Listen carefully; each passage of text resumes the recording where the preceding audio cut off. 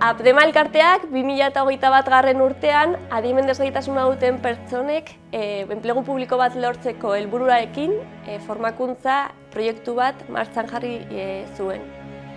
Momentu hortatik gaur egun arte, Estatuaren Administrazio Orokorrak, Arabako Foru Aldundiak, Osakidetzak eta Eusko Jaurlaritzak planteatutako oposaketak formatzeko eta parte hartzeko formakuntza eman die pertsona askori.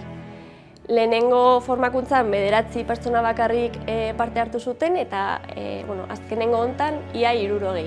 Gainera, ezan beharra dago eta garrantzitsua da ere bai jakitea euskarako azterketan parte hartzeko, oposaketa hauen barruan planteatzen den euskarako azterketan parte hartzeko, klaseak ematen ditugula modu ulergarri batean eta espezifikoa.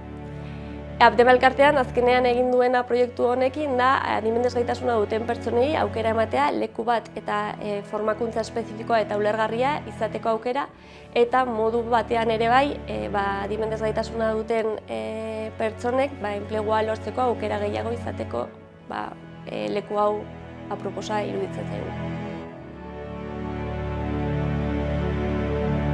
Con los cursos de OPEs para personas con discapacidad en Abdema, OPEs accesibles, aparte de pelear, ¿no?, de formar a los alumnos y a las alumnas para un futuro laboral mucho más digno, ¿no?, y una estabilidad laboral, cosa que reivindicamos desde el colectivo, también creo que ha sido un espacio, aunque pueda parecer algo frío, ¿no?, de un aprendizaje de oposiciones, creo que ha sido un espacio donde los alumnos y alumnas han podido adquirir, ¿no?, mucha cultura general y creo que eso es súper importante, ¿no?, de al final cómo se configura el Parlamento Vasco o cuáles son nuestros derechos constitucionales, que al final eso empodera al colectivo y les hace ciudadanos y ciudadanas de pleno derecho.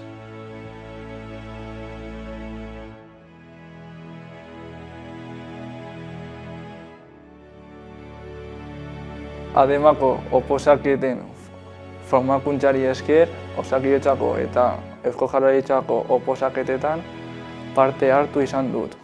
Hilabete asko izan dira ikasten eta egin behar izan dudan esfortzua ikaragarria izan da. Hala ere, merezi izan du esfortzua, emaitzak positiboak izan direlako.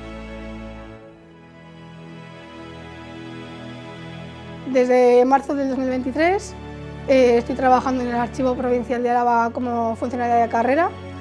Me presenté a la OPE específica para personas con discapacidad intelectual y para ello me formé aquí en Abdema y he conseguido mejorar mi calidad de vida.